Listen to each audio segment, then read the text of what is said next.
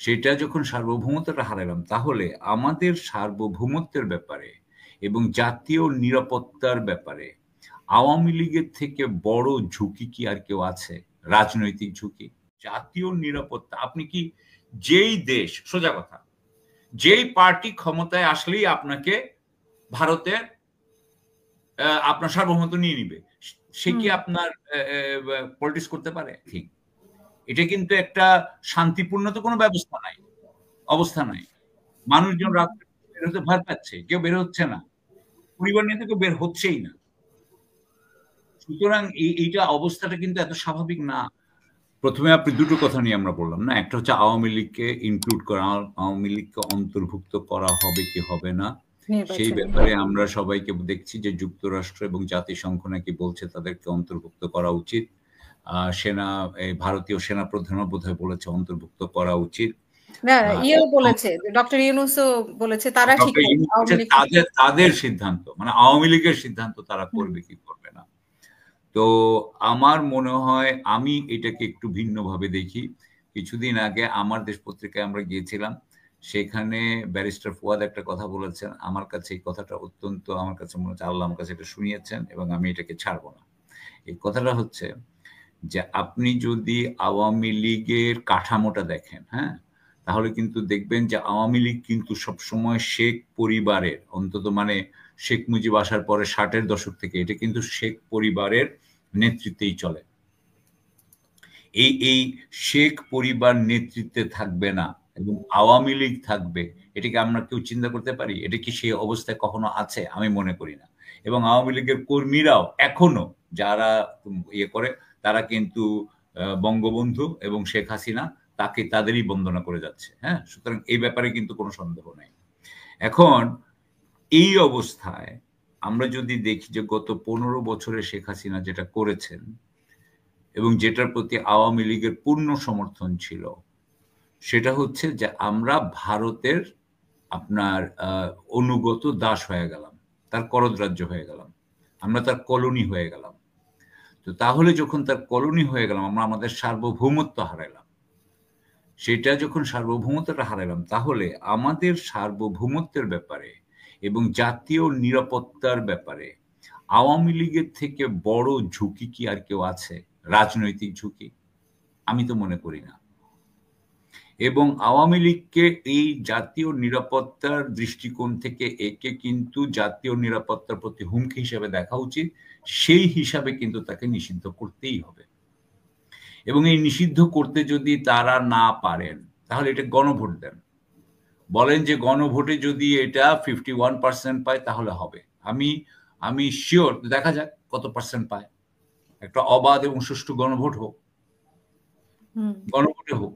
এবার গণভোটে হোক, তারপরে যখন নতুন পার্লামেন্ট আসবে, নতুন সংসদ নির্বাচিত হবে, তারা ডিসিশন নিবে। হ্যাঁ, কারণ এটা আইন করে করতে হবে তো। এবং আমি মনে করি, আপনাদেরকে আগেও বলেছি যে আমি গত 15 বছর, এবং গত 15 বছর না, অ্যাকচুয়ালি আমি 1972 সাল থেকে আওয়ামী লীগের যদি কার্যক্রম দেখি, আমি এটা আগেও বলেছি যে আওয়ামী লীগ যখন কাজ করে, এটা কিন্তু একটা সংগঠিত অপরাধী চক্রের মতো। তারা কিন্তু ষড়যন্ত্র করে, তারা কিভাবে আইন ভাঙবে, তারা কিভাবে দখলদারিত্ব করবে, তারা কিভাবে চাঁদাবাজি করবে, তারা কিভাবে আপনার কমিশন বাণিজ্য করবে, হ্যাঁ, এগুলি তো করে। কিভাবে তারা এমবেজলমেন্ট মানে তসরুপ করবে, তো এগুলো সবই কিন্তু বেআইনি কাজ। এটা করেই তো তারা খায়, এটা করে তাদের অর্থনীতি চলে। আওয়ামী লীগ এগুলো করে, কিন্তু এই সরকার আমলেও তো আমরা দেখছি যে মানে না, আগে আওয়ামী লীগের কথা থাকি। আগে প্রথম কথা হচ্ছে আওয়ামী লীগ হচ্ছে বাংলাদেশের টেমপ্লেট, বলেন একটা টেমপ্লেট, একটা ছাঁচ। 72 সাল থেকে কিন্তু ছাঁচ তৈরি করে দিয়েছে বাংলাদেশে আওয়ামী লীগ।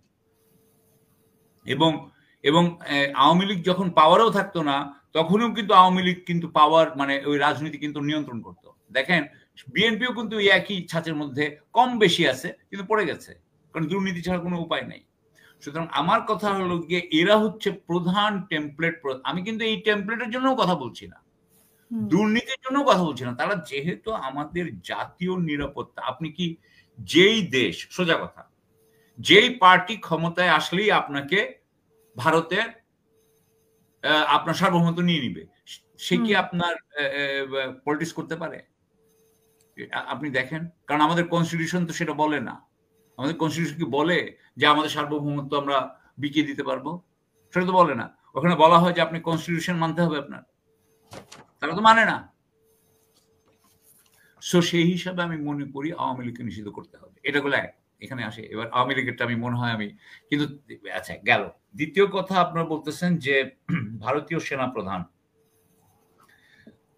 ভারতের সাথে এখানে এটা বিষয়ে কোনো সন্দেহ নাই যে ভারতীয় সেনাপ্রধান চাচ্ছেন যে এখনই নির্বাচন হোক এবং নির্বাচনে আমরা জানি যে নির্বাচন হলে বিএনপি আসার সম্ভাবনা সবচেয়ে বেশি এবং বিএনপির সাথে আমরা দেখতে পাচ্ছি সেনাপ্রধানের বেশ ভালোই যোগাযোগ আছে। আমরা 23শে ফেব্রুয়ারি যে অনুষ্ঠান হয়েছে সেখানে দেখেছি ওই যে যেখানে একটা আপনার গবেষণা প্রতিষ্ঠানের উদ্বোধন করা হয়েছে সেখানে বিএনপির জেনারেল বিএনপির বোধহয় উনি একজন নিরাপত্তা উপদেষ্টা বা কিছু এরকম মেজর জেনারেল মোল্লা না এমনি ফজলে এলাহি আকবর তো উনাকে চেয়ারম্যান করে করা হয়েছে। সেখানে যেরকম ভাবে আমাদের ৩ বাহিনী প্রধান গেছে যা গেছে এবং সেইখানে যে কথাগুলো বলা হয়েছে সেই কথার পরেই কিন্তু 25শে ফেব্রুয়ারির কথাগুলো বলা হয়েছে এবং 25শে ফেব্রুয়ারি উনি যেটা বলেছেন আমি আবারও জনগণকে এটা কিন্তু মনে করাই দিতে চাই। কয়েকটা কথা খুবই ইম্পর্টেন্ট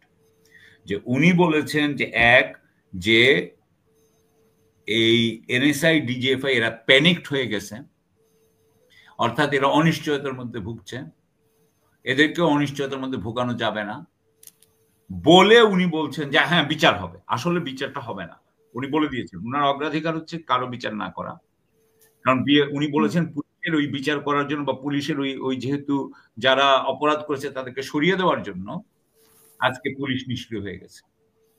তো উনি এইখানে হাসিনার দোসরদেরকে প্রোটেক্ট করছেন, এ বিষয়ে কোনো উনি ক্লিয়ার করে দিয়েছেন। আরেকটা জিনিস উনি বলেছেন যে 6 মাসের মধ্যে সার্বভৌমত্ব বিপন্ন হচ্ছে, হওয়ার সম্ভাবনা আছে। আমি আপনাদেরকে সতর্ক করে দিচ্ছি। উনি আমাদেরকে সতর্ক করে দিবেন কেন? উনি তো আমাদেরকে প্রোটেক্ট করার কথা। উনার তো বলার কথা যে আমাদের এখানে সার্বভৌমত্বের উপরে আসতে পারে, বিপন্ন আমরা হতে পারি, আমরা জনগণ একসাথে মিলে এই সার্বভৌমত্বকে আমরা রক্ষা করব এবং বহিঃশত্রুকে আমরা কি রেজিস্ট করব, এটা বলার কথা না? উনি না বলে কি বললেন? কার পক্ষের লোক? উনার কথা দিয়ে কি বের হলো? যে উনি সতর্ক করছেন, উনি ভারতের পক্ষের লোক, উনি যে আমাদের বাংলাদেশের জাতির পক্ষের নন, এটা কি উনার কথা দিয়ে বের হলো না? উনি যদি বাংলাদেশের জাতির পক্ষের হইতেন তাহলে বলতেন যে আমাদের সার্বভৌমত্বের উপর হচ্ছে আমরা একসাথে যুদ্ধ করব, আমরা এটা রেজিস্ট করব, আমরা কারো কাছে মাথা নত করি না, এটাই তো বলবে না। উনি আমাদেরকে সতর্ক করছেন কেন? আমরা উনাদের সমালোচনা করছি, আমরা ঐক্য ধরে রাখতে দিচ্ছি না, আমরা নির্বাচন দিচ্ছি না, বিএনপির হাতে দিয়ে দেওয়া হচ্ছে না। ওনার সমস্ত তথ্যই ওনার কাছে আছে। ভারত কি চায় না চায়, ভারত কি চায় আমরা জানি। যে ভারত চায় যে হাসিনার অ্যাপারেটাস থাকুক, ইলেকশন হোক, বিএনপি পাওয়ারে আসুক, বিএনপির সাথে তাদের অ্যারেঞ্জমেন্ট করা আছে, এই তো। এটা তো খুব বোঝা খুব একটা না, সবাই জানে আমাদের দর্শক শ্রোতা। এখন এখানে কিন্তু একটা জিনিস আমি বলবো যে এটা চাচ্ছে সেনাপ্রধান চাচ্ছে, এটা আমরা সবাই জানি। আপনি এটাও দেখবেন যে একটা জরিপ নিয়ে সবকিছু হয় না, কিন্তু 2 দিন আগে একটা জরিপ বের হয়েছে, সেখানে বলেছে যে 58% 58% মানুষ চাচ্ছে, ভোটাররা চাচ্ছে যে এই ডিসেম্বরের মধ্যে ইলেকশন হোক। আমি একটা জরিপ ধরছি না, কিন্তু একটা কথা বললাম। সেখানে কিন্তু ইউনূস সরকারের জনপ্রিয়তার হার কিন্তু খুব একটা বেশি না এবং ছাত্রদের যে পার্টি হচ্ছে সেটাও হার বেশি না। আবারও একটা জরিপ দিয়ে বোঝা যায় না, আরো জরিপ দরকার আছে। আমি বলবো যে বর্তমানে বাংলাদেশ রীতিমতো ভারতের প্ল্যান মতোই চলছে।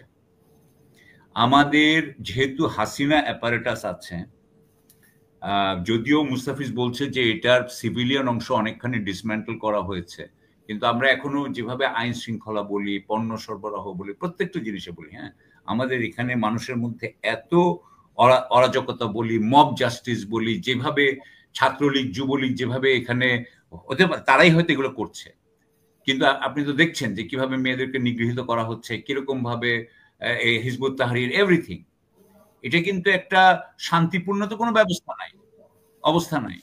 মানুষজন রাত্রে বের হতে ভয় পাচ্ছে, কেউ বের হচ্ছে না, পরিবার নিয়ে তো কেউ বের হচ্ছেই না। সুতরাং এইটা অবস্থাটা কিন্তু এত স্বাভাবিক না।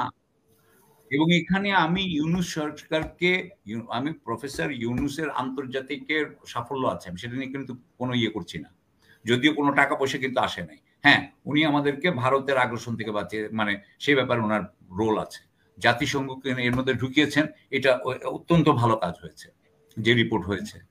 কিন্তু আমাদের অভ্যন্তরীণ ব্যাপারে যেই মানে অরাজকতা চলছে, যে অবস্থা, এইটার পরিবর্তন হতে হবে। আমরা যেমন এখন চাই না যে এখনই নির্বাচন হোক এবং যাক, কারণ আমার মনে হয় যে আমি এখনো শিওর না আমাকে বিএনপি আস্থা দিতে পেরেছে যে তাদের সময় বাংলাদেশের সার্বভৌমত্ব থাকবে। যখন এখন এই যে হাসিনার সময় যতগুলো জেনারেল হয়েছে তারা কিন্তু ভারতের ক্লিয়ারেন্স নিয়ে হয়েছে বলে আমাদেরকে বলা হয়েছে, তারাই এখনো আছে পাওয়ারে।